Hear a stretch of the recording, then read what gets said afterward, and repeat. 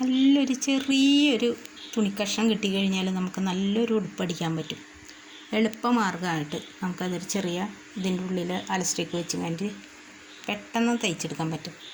ഇതിലാണെങ്കിൽ ചെറിയ കുട്ടിയാണ്, 1 വയസ്സ് പ്രായമുള്ളൊരു കുട്ടിക്ക് ഉപയോഗിക്കാൻ പറ്റാവുന്ന ഒരു ഡ്രസ്സാണത്. നമുക്കത് എത്രയും പെട്ടെന്ന് നമുക്കതിങ്ങനെ അധികം പണിയൊന്നുമില്ല. ഇതിന് ചെറിയൊരു ലൈനിങ് ഉണ്ട്.